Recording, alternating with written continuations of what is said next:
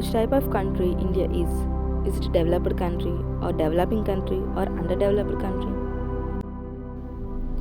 How do you feel to be an Indian?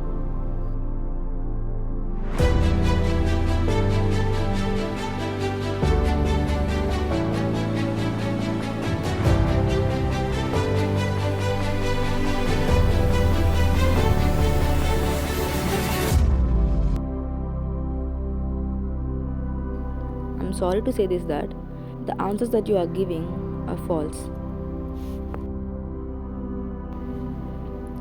In our school days, our teachers used to say that India is a developing country since my grandfathers and their grandfathers' time, and it will be in the same list even in your grandson's time.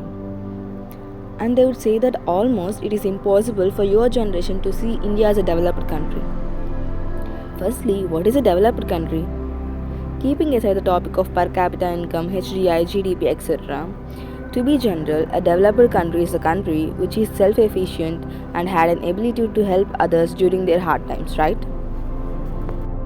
Before figuring out the correct answers to the questions, let's unwrap the hidden miracles of ancient India. No matter whether it is modern or ancient, every nation has its roots in different fields. To start with, let's start with the earth, that's geology. We all know that the shape of the earth is geoid, which is something similar to sphere.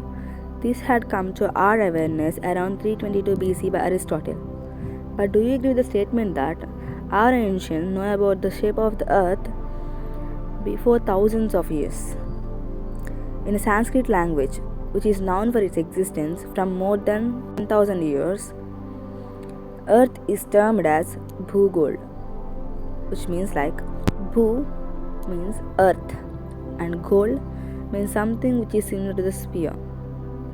Hence, earth is something similar to the sphere. And after the scientific efforts of astronomer named Christian Huygens, we came to know that the distance between the earth and the sun is around 150 million kilometers. But do you know that our ancients know about the distance between the earth and the sun before thousands of years? The ancient poet Hanuman Chalisa, which was known to written thousands of years ago, mentions the distance between the earth and the sun. How? Let's see. Many of us are aware about the story that Hanuman tries to swallow the sun, thinking that he might be a fruit. And that scene has been mentioned in Hanuman Chalisa like Yugasahasra Yojana Parabanu Lilyo Tahi Madhura Falajanu, which means like Yuga means 12,000, Ek Sahasra means 1,000, and Yojana means 8 mil. On a calculation, it gives 153.6 millions, which is a 1% error for the present calculations. Isn't that something which seems impossible either to calculate distance between the earth and the sun or determine the shape of the earth when there is no scope for existence of a single telescope even? Then how did our ancients do so? Not just in astroscience, but also in medical and material sciences, they had shown their unbelievable talents.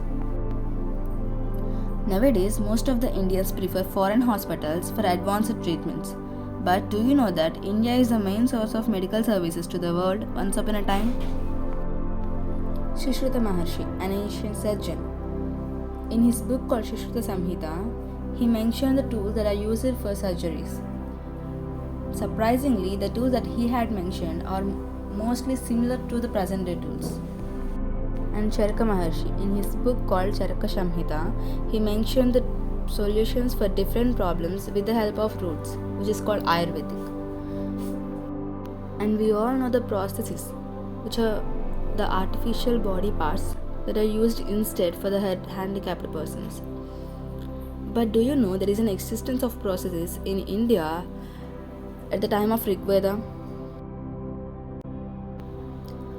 Vishpala, a queen of the time Rigveda, used a prosthetic leg while she is participating in a war. And this prosthetic leg was made up of metal. The metals of ancient time do not corrode easily as our present metals.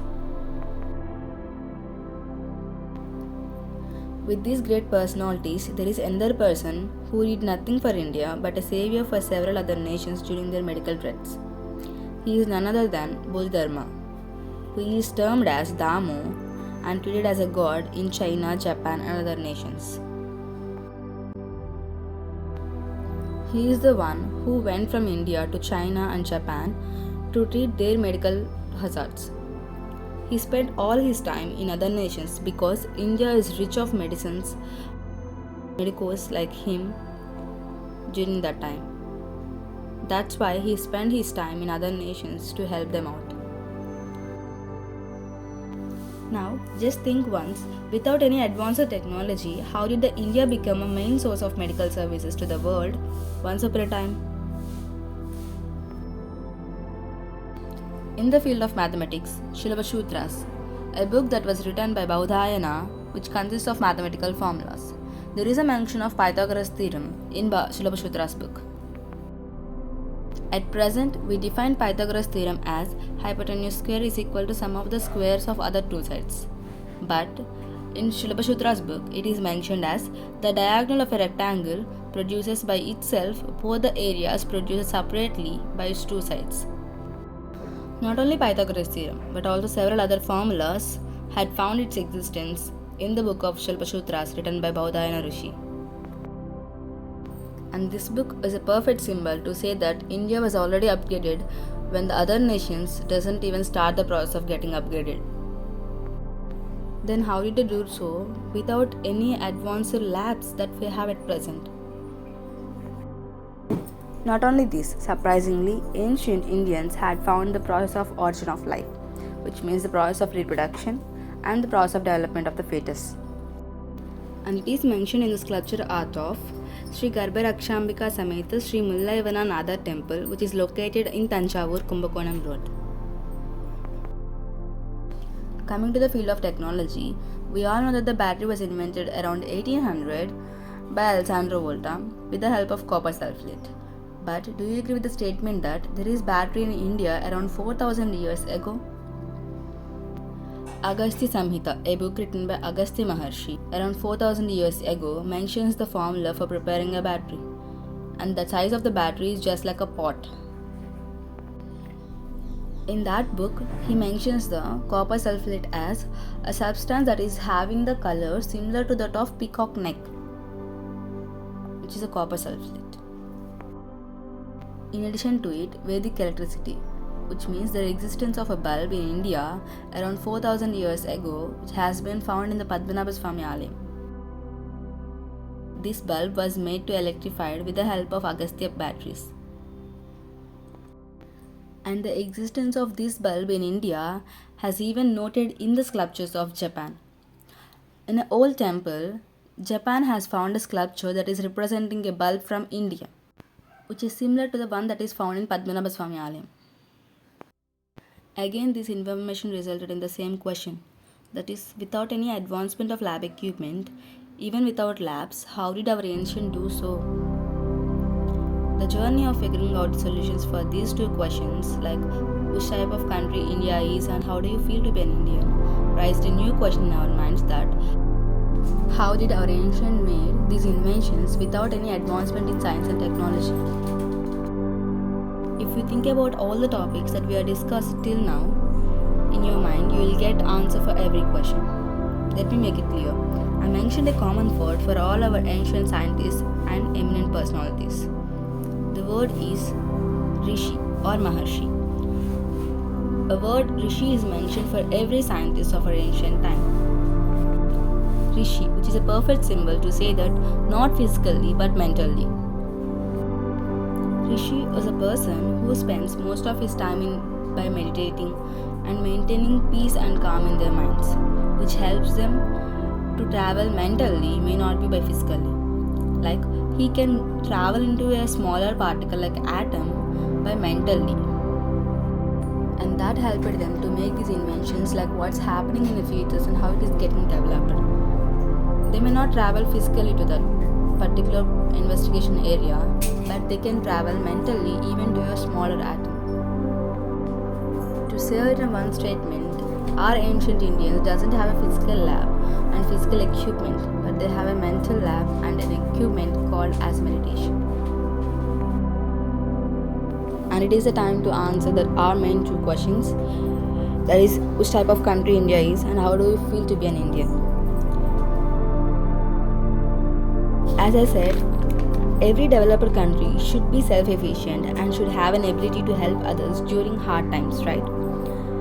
To be clear, India has its efficiency in most of the fields like mathematics and medicine and material sciences and technology and even in astroscience. An example too for the ability to help others is Bodhidharma, the one who did nothing for India but a savior for other nations. Isn't that something which shows the ability of India to help others during their hard times?